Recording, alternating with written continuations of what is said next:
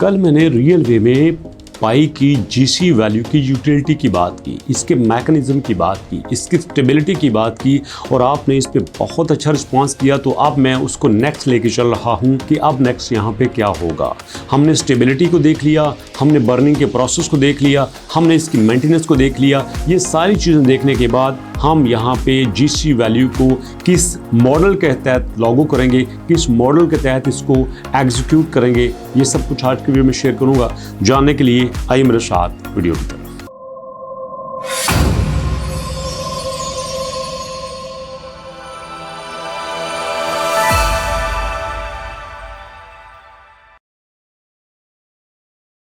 बिस्मिल्लाहिर्रहमानिर्रहीम, अस्सलाम वालेकुम। दोस्तों, हम जीसीबी को एक लेसन की तरह लेके चल रहे हैं, एक सबक की तरह लेके चल रहे हैं। मुझे ये पसंद नहीं है कि मैं आपको हवाबाजी में कर दूं, यहाँ पे एक मोटिवेशनल सी, इमोशनल सी, जज्बे के साथ तकरीर कर दूं कि जीसीबी आएगी, जीसीबी आ रही है। आप कहाँ से हैं? आप मुल्तान से हैं, आप रेगिस्तान से हैं, आप बलूचिस्तान से हैं, आप ढाका से हैं, तो आप लिखें यहाँ पे आई सपोर्ट जीसीबी। अरे भैया, सपोर्ट करना तो बड़ी अच्छी बात है, लेकिन साथ जीसीबी को समझना भी चाहिए। अब कोई बंदा अगर आपसे ये पूछे कि आप जीसीबी के फॉलोअर्स हैं, आप जीसीबी के सपोर्टर हैं, मुझे आप बताएं कि जीसीबी को आप लागू करें, कैसे करेंगे, लेकिन जीसीबी का कौन सा ऐसा एल्गोरिदम है जिसकी बेस पे जीसीबी यहाँ पे लॉन्च हो रही है। तो भैया, आपको उतना नॉलेज होना ज़रूरी है।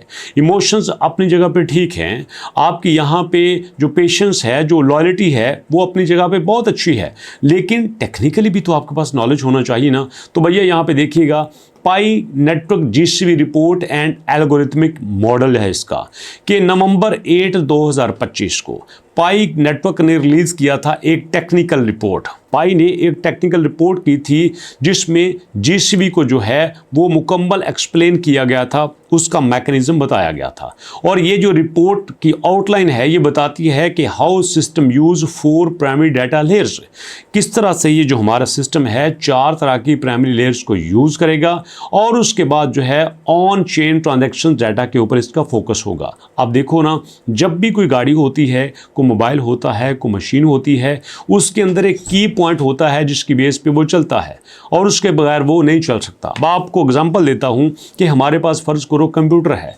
अब कंप्यूटर में सबसे इंपॉर्टेंट जो होता है वो होता है उसका सीपीयू। अब एक डब्बा जो है ना, कुछ लोग उसको सीपीयू कहते हैं, वो सीपीयू नहीं होता, वो सिस्टम यूनिट होता है। हमारे सिस्टम यूनिट के अंदर जो होता है, जिसको हम कहते हैं कि यार ये प्रोसेसर है, वही असल में हमारा सीपीयू होता है। सीपीयू के बगैर कुछ भी नहीं चल सकता। इंसान के दिमाग के बगैर, इंसान के दिल के बगैर इंसान नहीं चल सकता।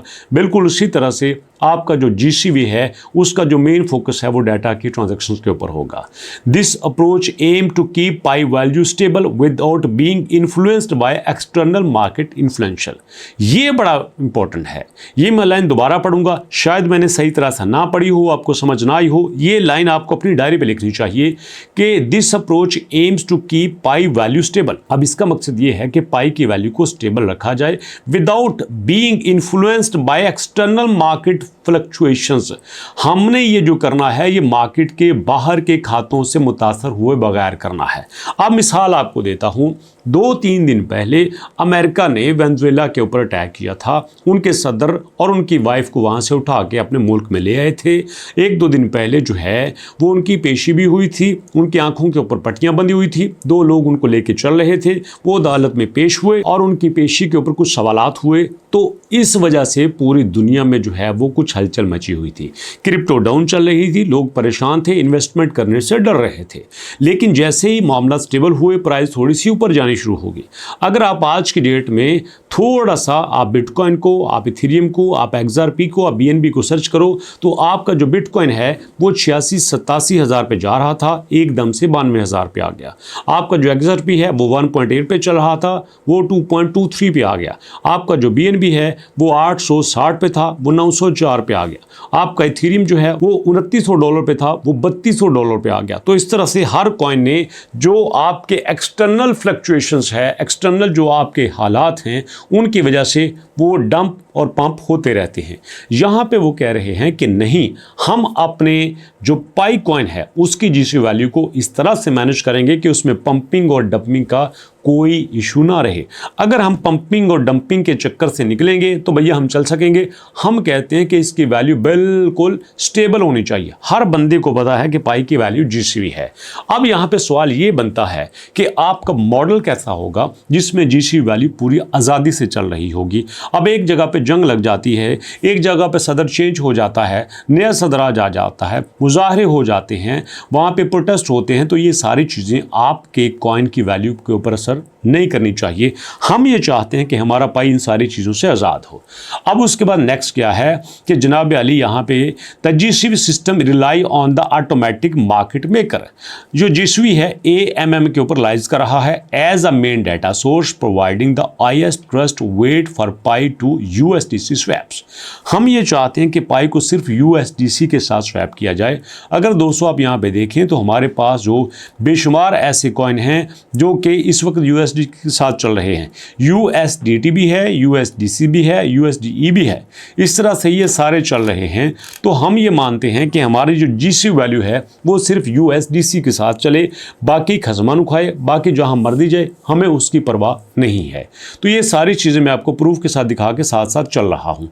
अब यहाँ पे नेक्स्ट क्या आते हैं कि according to the technical report, वो जो रिपोर्ट आई थी उसके मुताबिक the formula behind the GCV mechanism is design to stabilize Pi's value quickly when deviations occur. ये जो फार्मूला ये बनाया गया है कि जब भी कोई ऊंच नीच हो तो पाई की वैल्यू को कोई दिक्कत ना हो, और ये फार्मूला आपके सामने जो है वो लिखा गया है, इसके मुताबिक ये चला जाएगा। This equation ensure that the value of pi always return to 314159। कुछ भी हो जाए पाई की वैल्यू 314159 आएगी ही आएगी। Even after small fluctuation deviations are corrected through minting burning of pi and usage. तो भैया जब कोई भी फ्लक्चुएशन होगी, छोटी हो या बड़ी हो, उसका कोई असर नहीं होगा। आपको हर जमा तफरीक के बाद पाई की जो वैल्यू है वो जीसीवी ही मिलेगी। The deviation of less than 2% trigger is 70% correction. तो ये उसकी कुछ परसेंटेज दी गई है कि इस परसेंटेज के दरमियान रहता है तो हमें यहाँ पे मैनेज करने में आसानी होगी। While larger deviations can trigger 90% correction. तो यहाँ पे जो बड़ी डेविएशन होगी उसको हम इस तरह से मैनेज करेंगे।